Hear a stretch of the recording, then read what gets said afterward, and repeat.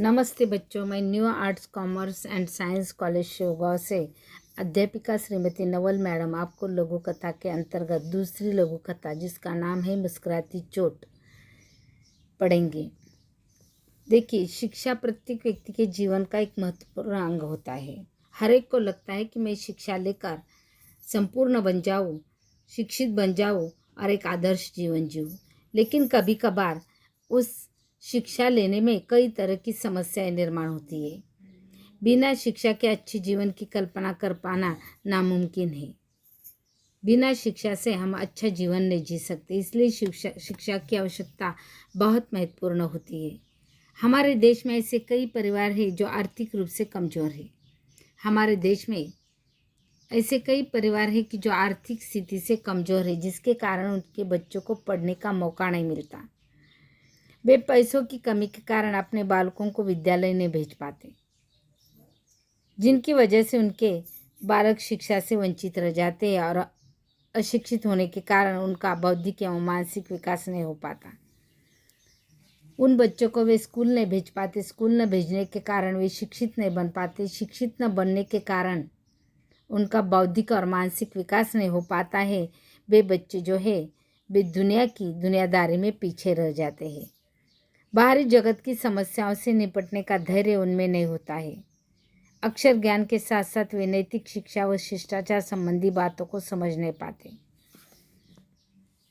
यानी ज्ञान के साथ साथ वे शिष्टाचार और नैतिक शिक्षा के बारे में भी परिपूर्ण नहीं बन पाते, अधूरे रह जाते हैं, जिसके कारण समाज के साथ चलते हुए उन्हें हर कदम पीछे रहना पड़ता है। रोजगार की तलाश में उन्हें यहाँ वहाँ भटकना पड़ता है। अपने दैनिक जीवन की आवश्यकताओं को पूर्ण करने के लिए उन्हें मजदूरी करनी पड़ती है। अपना रोजमर्रा का जीवन जीने के लिए उन्हें छोटी मोटी मजदूरी करनी पड़ती है, जिससे उन्हें चंद पैसे मिलते हैं, जिस पर उनका जीवन निर्वाह नहीं हो पाता है। बड़े बड़े ठेकेदार, सेठ व व्यापारी ऐसे अनपढ़ बालकों की नासमझी का फ़ायदा उठाते हैं। वे समझ नहीं पाते कि हम कितना काम करते हैं और कितनी हमें मजदूरी मिलती है। इसका फ़ायदा ठेकेदार लोग, व्यापारी लोग, सेठ साहूकार उठाते हैं और कम मजदूरी में इन लोगों से अधिक काम करवा लेते हैं। वे उनसे अधिक काम करवा कर कम वेतन देते हैं। कभी कभी रोजगार न मिलने के कारण वे बालक बुरी आदतों का शिकार बनते जाते हैं और गलत कार्य करने लगते हैं। कभी कभार तो उन्हें रोजगार भी मुनासिब नहीं होता है। ऐसे वक्त वे गलत कार्य करते हैं और बुरी आदतों के अधीन हो जाते हैं। उनका जीवन ही खत्म हो जाता है। अतः सरकार को इस समस्या की ओर ध्यान देकर उनके समाधान हेतु तुरंत प्रयास करना चाहिए। सरकार को ऐसे बच्चों को कुछ मदद करनी चाहिए, शिक्षा के लिए उनकी शिक्षा पूरी करनी चाहिए। तब यह गरीबी और अमीरी की खाई जो है दूर हो सकती है, नहीं तो यह दिन ब दिन ऐसे ही बढ़ती जाएगी। मुस्कुराती चोट लघु कथा आर्थिक अभाव के कारण पढ़ाई न कर पाने वाले एक बालक की पढ़ाई के प्रति अदम्य इच्छा को उजागर करती है। आर्थिक परिस्थिति के कारण बबलू पढ़ नहीं सकता है, लेकिन उसकी इच्छा जो है वह अदम्य है कि मैं पढ़ाई करूँगा, और इस इच्छा के खातिर वे क्या कुछ नहीं करता है। आर्थिक रूप से कमज़ोर होने के बावजूद भी वह पढ़ने के लिए मजदूरी करने लगता है और अपनी पढ़ाई जारी रखने के लिए हर संभव कोशिश करता है। यानी अपनी पढ़ाई अधूरी न छोड़ने के लिए वे मजदूरी करने लगता है और यहाँ तक कि वे अपनी पढ़ाई जारी रखने के लिए हर संभव से संभव कोशिश करने का प्रयास करता है। इस कोशिश में उसे डांट फटकार भी मिलती है। डांट फटकार खाकर भी वो मुस्कराता है, क्योंकि वह जानता है कि डांट फटकार खाकर ही वह अपनी पढ़ने की इच्छा को पूर्ण कर सकता है। अतः यहाँ पर इस लघु कथा का शीर्षक अपने आप में पूर्ण और सार्थक है। अब हम प्रत्यक्ष कहानी देखेंगे। घर में बाबा बीमार थे। उनकी दवाई राशन के लिए पैसे चाहिए थे। माँ चार घर में चौका बर्तन करके जितना लाती वह सब बाबा की दवाई और घर में ही लग जाता। बबलू की पढ़ाई के बीच में छूट गई थी। माँ को सहारा देने के लिए बबलू ने घर जा जाकर रद्दी इकट्ठा करना शुरू कर दिया, पर पढ़ाई के प्रति लालसा बनी हुई थी। यानी बबलू माँ की मदद करना चाहता था। घर खर्च में माँ जो चौका बर्तन करती थी वे पूरे पैसे खर्च हो जाते थे बाबा की दवाई पर।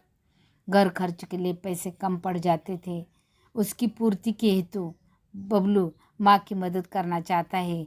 घर घर जाकर वे रद्दी इकट्ठा करता है, उसे बेचता है और पैसे कमाने की कोशिश करता है। उस दिन भी तराजू पर लद्दी तौलते हुए बबलू की नज़र लगातार स्कूल की उन किताबों पर थी जिसे रद्दी में बेचा जा रहा था। वो चाह रहा था कि वे किताबें उसे मिल जाए। वे रद्दी खरीद रहा था, लेकिन रद्दी के साथ साथ जो किताबें थी उस किताबों पर उसकी बार बार नजर आ रही थी। उसे लग रहा था कि वे किताबें उसे मिल जाए तो वे अपने स्कूल की पढ़ाई कर सकेगा।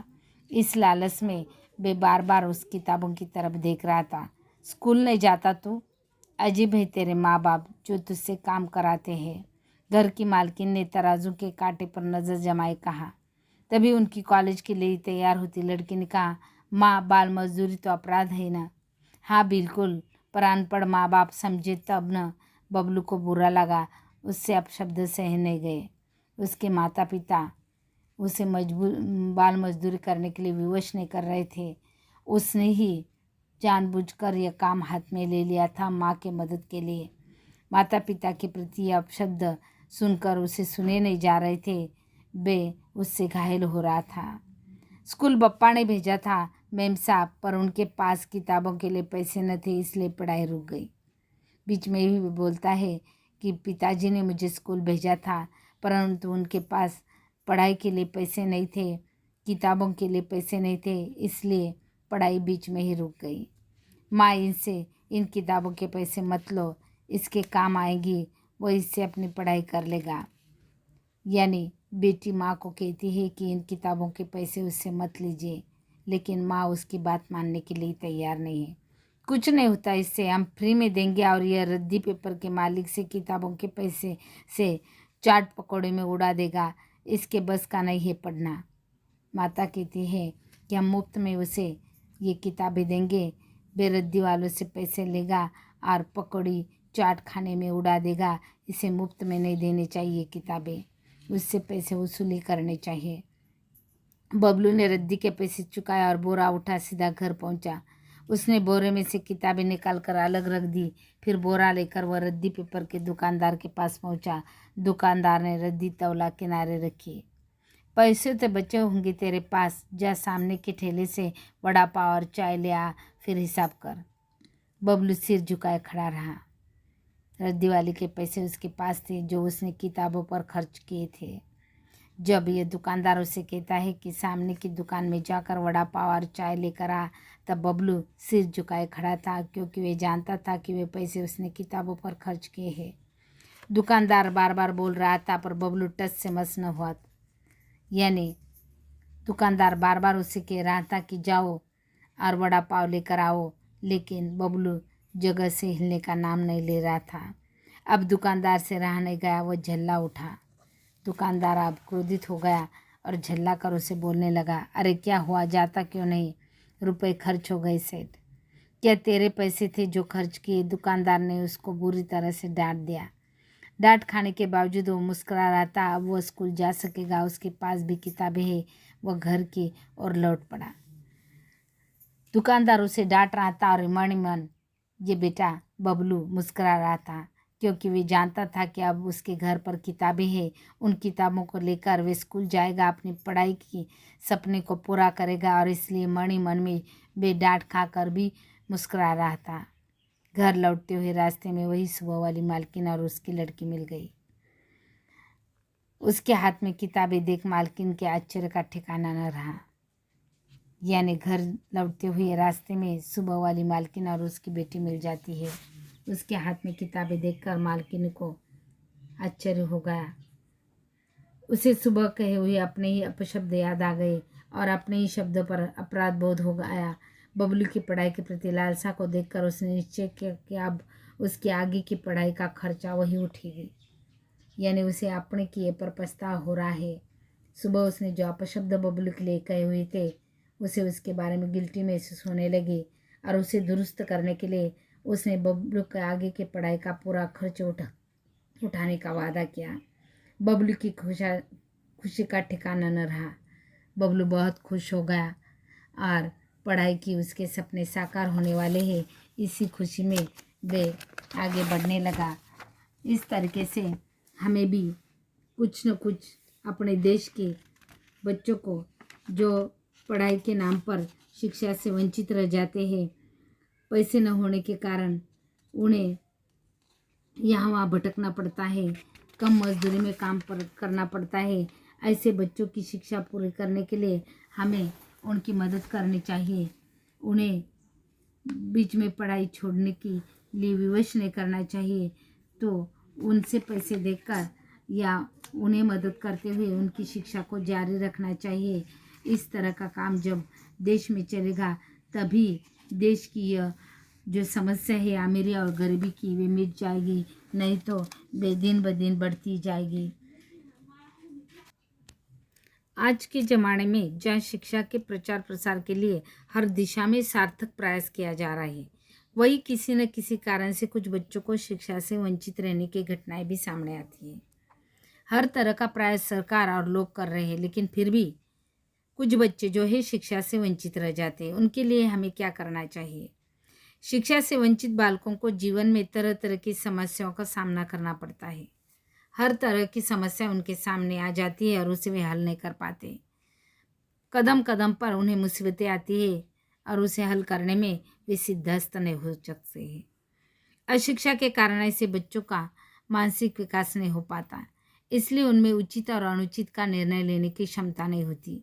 क्या सही है क्या गलत है उसे ये बच्चे समझ नहीं पाते, क्योंकि उनकी शिक्षा पूरी न होने के कारण उनका मानसिक विकास नहीं हो पाता है और वे तय नहीं कर पाते क्या सही है क्या गलत है। कुछ बच्चे बुरी आदत वाले बच्चों के संपर्क में आकर असामाजिक कार्यों में लिप्त हो सकते हैं। कुछ बच्चे बुरी आदत वाले बच्चों के संपर्क में आकर गलत कार्य करने लगते हैं और गलत दिशा पर चले जाते हैं। ऐसे बच्चों को शिक्षा मिल जाए तो वे अच्छे बन जाते, सुधर सकते हैं और समाज जो है विकसित हो जाता है। ऐसे बच्चों को सामाजिक अवहेलना सहनी पड़ती है, इससे उनमें हीन भावना पनपती है और उनमें समाज के प्रति विद्रोह की भावना का जन्म होता है। ऐसे बच्चों के मन में अवहेलना सहने की आदत पड़ जाती है, इससे उनकी भावना जो है वे हीन बन जाती है और समाज के प्रति वे बदले की भावना में बदल जाती है और वे विद्रोह करने की भावना मन में पनपने लगते हैं। अशिक्षित बच्चों में आत्मविश्वास की कमी होती है। जो शिक्षा से वंचित बच्चा है उसमें आत्मविश्वास नहीं होता है, वे कमज़ोर हो जाता है। इसलिए उन्हें अधिकतर दूसरों की सलाह से काम करना पड़ता है।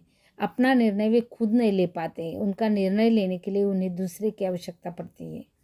और ऐसे वक्त सामने वाला सही निर्णय दे या गलत निर्णय दे इसकी उन्हें समझ नहीं होती है। वे जो कुछ करता है उन पर वे आँख मूंद कर विश्वास करता है और उसे अपना लेता है, जिसके कारण आखिरकार वही खुद धोखा खा जाता है। अतः उन्हें धोखेबाजी का शिकार होना पड़ता है।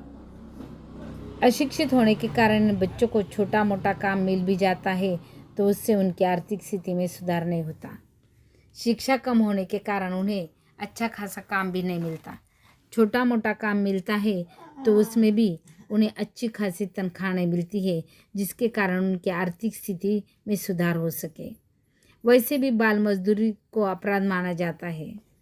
बाल मजदूरी को अपराध माना जाता है, लेकिन लोग बड़े बड़े लोग कम पैसों में ज़्यादा काम लेने के लिए इन बच्चों को काम दे देते हैं, इसलिए उन्हें काम भी नहीं मिलता और इसी कारण कभी कभार इन बच्चों को काम भी नहीं मिलता।